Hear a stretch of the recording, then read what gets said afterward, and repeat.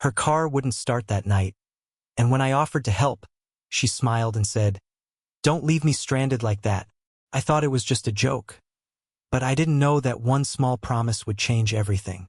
It started on an evening that felt like the world had slowed down. The sky was the color of faded copper, the kind that signals the end of autumn, when the air smells faintly of wet leaves and cold metal. He was locking up from work, the faint hum of streetlights flickering above the nearly empty parking lot, when he heard the sharp click of a car key turning, and then nothing. Another click. Still nothing.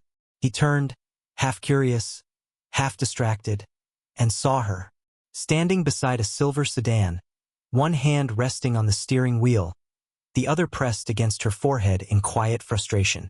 She wasn't the kind of woman who drew attention by trying. She drew it by simply being, the kind whose calm presence could steady a room. Her blazer sleeves were rolled up, strands of dark hair slipping from her bun, the faintest trace of tiredness under her eyes, but there was grace in the way she carried even that exhaustion. He hesitated before approaching. Something about her made him feel both cautious and pulled in, like walking toward something familiar yet entirely unknown. "Everything okay?" he asked. She turned, a little surprised, but her expression softened almost immediately. "Battery's dead," she said with a quiet sigh, her voice steady but edged with embarrassment. "It's been a long day, and apparently, it's not done with me yet." He smiled faintly, lifting his jumper cables. "You're in luck. I've got these." The relief that crossed her face wasn't dramatic. It was subtle, genuine, the kind that made her seem suddenly younger. "You might just be my hero," she said, half teasing, half grateful. As he connected the cables, the air filled with the scent of metal and rain-soaked asphalt. She stood close, not intrusively, just near enough that he could feel her warmth against the evening chill. Her perfume was faint, like something floral caught in the wind. When their hands brushed over the car hood, a quick, unintentional touch, something inside him stilled for a second longer than it should have. "There," he said finally, stepping back as her engine roared to life. She clapped her hands once, relief written across her face. "You saved me. Just doing my good deed for the day," he said lightly. She smiled then, not a polite smile, but one that reached her eyes. "Still, don't leave me stranded like that again." It was playful, meant to be casual, but it hit somewhere deeper than he expected. The sound of her voice lingered as she drove off, headlights fading into the dim evening. He stood there for a while, listening to the quiet hum of the city, feeling oddly awake, as if a door had opened somewhere he hadn't even noticed before. He told himself it was nothing, just a small kindness between strangers. But that night, when he got home, he couldn't shake the sound of her laugh, or the way her hand had brushed his, soft and fleeting, yet impossibly alive. 2 days passed, but her voice kept echoing in his mind, that half-teasing line, "Don't leave me stranded like that." It wasn't what she said. It was how she said it, light, warm, but carrying something unspoken beneath. He told himself he wouldn't think about it again. People cross paths, share small moments, and move on. That's life. But when he walked into the cafe across from his office that Friday evening, there she was, sitting near the window, coffee in hand, reading. She noticed him first. Her smile formed before she even looked up fully. "Hey, car savior," she said, closing her book gently. "You again." He laughed softly, both caught off guard and quietly relieved.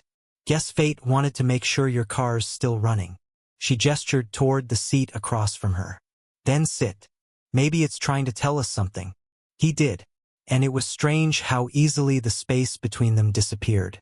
They talked about nothing at first. The weather, the cafe's terrible parking, the music playing too softly to identify. But soon the conversation turned real. She spoke about her work, the long hours, the small victories that no one else noticed. Her words were measured, but her eyes revealed more. A quiet loneliness that came from holding everything together for too long. He listened more than he spoke. That's what she seemed to need. Not advice, not charm, just someone who listened without trying to fix her. Every now and then, Their hands brushed as they reached for their cups, or when she emphasized something with a light tap on the table. Those small contacts shouldn't have mattered, but they did. Her touch was deliberate in its gentleness, the kind of presence that grounded him rather than flustered him. "You know," she said after a while, looking at him thoughtfully, "you're very calm for your age." He smiled. "That sounds like a compliment and a warning at the same time." "Maybe both," she said, grinning. "Don't get too calm. It makes people curious." He tilted his head. "Curious about what?" She held his gaze a little too long, then looked away, stirring her coffee though it didn't need stirring. "About what's underneath." There was a silence after that. Not awkward, just heavy with something they both felt but didn't name. When it was time to leave, she gathered her things slowly, as if hoping he'd say something to keep her there. But instead, she touched his arm lightly. "Thanks for the company. And the rescue. Twice now." He blinked. "Twice." She smiled, that same knowing curve of her lips. "The car, and now." And then she was gone, walking out into the fading light, her silhouette framed in the cafe door. He sat there longer than he meant to, tracing the warmth her fingers left on his sleeve. He didn't know it yet, but that was the moment he stopped being a stranger and started becoming part of her quiet world. What began as chance meetings became quiet rituals. A coffee here, a walk after work, an unexpected call just to ask if he'd eaten. There was no official rhythm to it, but somehow they always found each other. He told himself it was just friendship, that she simply enjoyed the company of someone who listened, someone who didn't demand anything of her. And maybe that was true, but the line between care and longing blurred so gently that neither of them could tell when they crossed it. Sometimes it was in the way she looked at him when he spoke, not distractedly, but with full attention, as if every word mattered, or in the pauses that stretched too long between sentences, filled not with awkwardness, but with unspoken thoughts. There were evenings they'd walk side by side, hands brushing, both pretending not to notice. The city would hum around them, cars rushing past, laughter spilling from bars. Yet within that small space between them, the world felt quieter. One evening, as they stood outside the cafe, she leaned against her car, the same one that had started it all. The light from the street lamp fell across her face, soft, golden, forgiving. She smiled faintly. "You're easy to talk to," she said. He shrugged lightly. "You make it easy." Her eyes met his, steady, searching. "That's dangerous, you know?" He frowned. "Why?" She looked away, brushing her fingers through her hair. "Because people forget their guard around people like you." Her words lingered, half warning, half confession. He wanted to ask what she meant, but something told him she already knew he understood. From that night on, every interaction carried a new awareness, a current beneath the surface. When she laughed, he noticed how her hand sometimes rested on his arm a moment longer than necessary. When she said goodbye, her gaze lingered, soft and uncertain, like she was reconsidering leaving it all. And he wasn't immune. He found himself memorizing small things, the tilt of her head when she was amused, the subtle perfume that stayed in his jacket after a hug, the sound of her voice when she said his name quietly, almost like it was a secret. He started to worry about what it meant. Not because of judgment or rules, but because it was real. She wasn't just beautiful. She was grounded, mature, kind in a way that felt safe. She carried both grace and sadness, like someone who had learned how to survive. That balance drew him in more than he wanted to admit. Still, he respected her space, every boundary unspoken but understood. He knew she sensed it too, that quiet pull neither of them dared to name. So they carried on, coffee, conversation, laughter, pretending it was just friendship. But every time their hands brushed, every time their eyes met too long, the air thickened with something unspoken. And beneath it all, one truth pulsed quietly. Something inevitable was beginning, even if both of them were too careful to say it aloud. It was a night that didn't feel planned but somehow felt inevitable. Rain had begun to fall. The kind that wasn't loud or wild, just steady, rhythmic, like the world was breathing softer for once. The cafe lights blurred through the drizzle as they sat inside her car, parked just beyond the glow of the street. The air was warm with the scent of coffee, and the windows fogged faintly, muting the world outside. They had talked for over an hour, about everything except what truly sat between them. Her work, his plans, the endless little details that filled time. But under every word lived a tension they both tried to ignore. She was quieter than usual, fingers wrapped around her cup, eyes fixed on the rain running down the windshield. He could sense something in her, a restlessness, a weight pressing against her calm. Finally, she spoke. You ever feel like you've built your life so carefully that you don't even realize when you start living in it alone? He looked at her, the faint reflection of streetlight tracing the curve of her cheek. All the time, he said softly. She nodded almost to herself. People see what they want to see. Stability, control, independence. They don't notice how quiet it gets when you stop letting anyone close enough to shake it. He didn't speak, just listened, watching the way her breath fogged the glass in small, trembling clouds. Then, without looking at him, she said it. You make me forget how old I am. The words hit him like something fragile but heavy. Not dramatic, just painfully honest. Her voice trembled slightly, the first crack in her carefully held composure. He wanted to say something, to ask what she meant, to tell her it didn't matter. But before he could, she added, I know it's not supposed to mean anything. You're younger, free, and Her voice faded. I don't even know why I'm saying this. He reached out then, his hand resting gently on hers.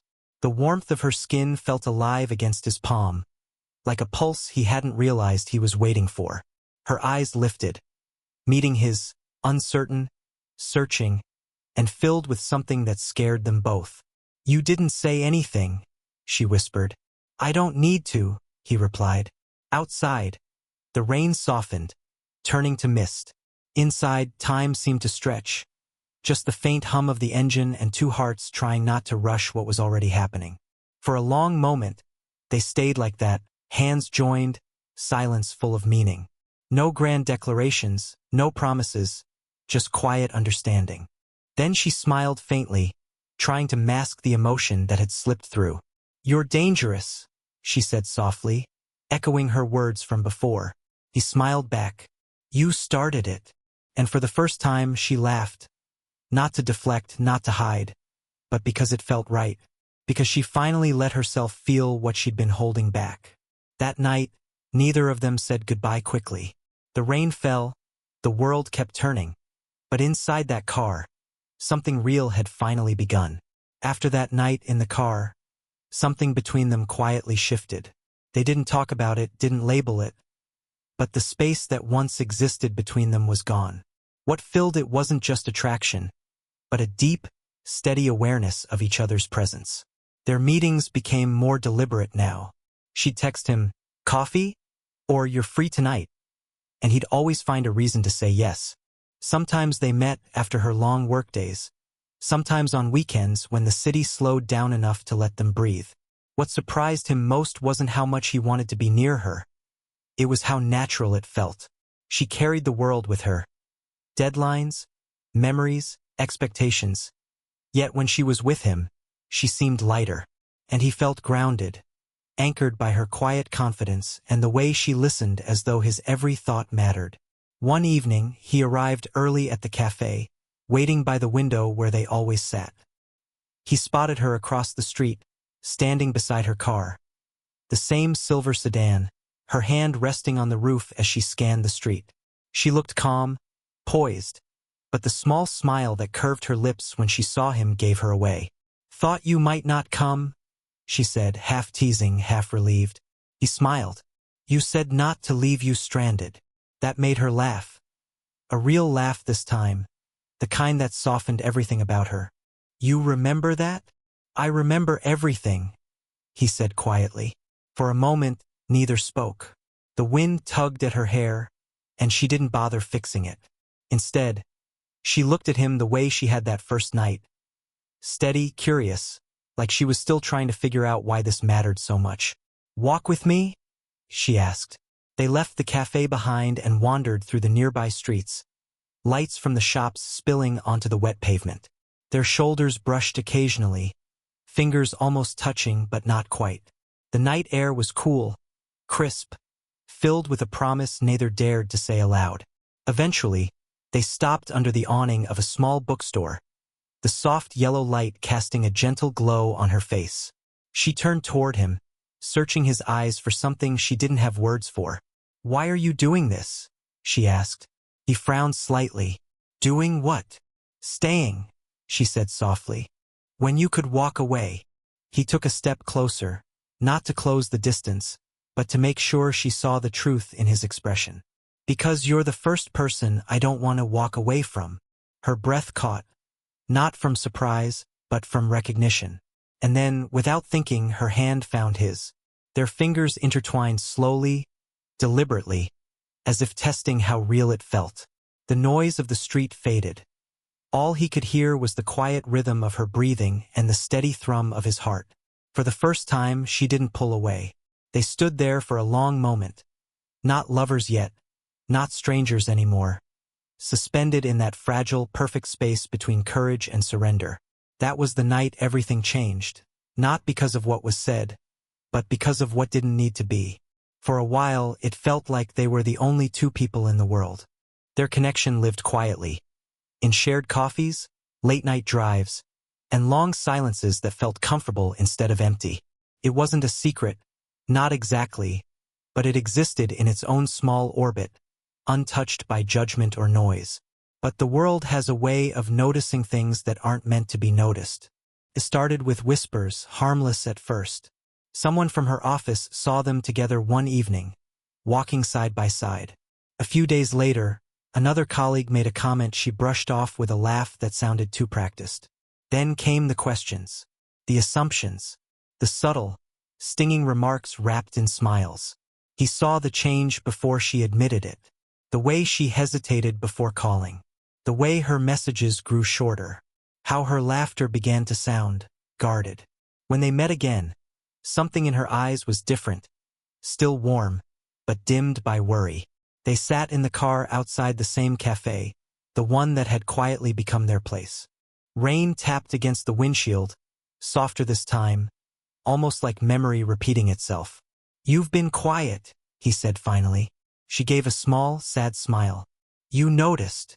"I notice everything," he said gently. "What's going on?" She took a long breath, fingers tracing the rim of her coffee cup. "People talk. They always do. And I thought I could ignore it. But," her voice wavered, "you don't know how cruel they can be when they think they know better." He turned to her fully. "I don't care what they say." "I know you don't," she whispered. "But I do." The honesty in her voice hurt more than any rejection could. She wasn't ashamed of him, he could see that. But she was scared of what the world would do with something so delicate, so easily misunderstood. He wanted to argue, to tell her love shouldn't need permission, but he knew that wasn't fair. She'd lived longer, seen more, carried heavier expectations. Respecting her meant understanding that fear wasn't weakness, it was self-preservation. So instead, he said quietly, "Then let me be patient."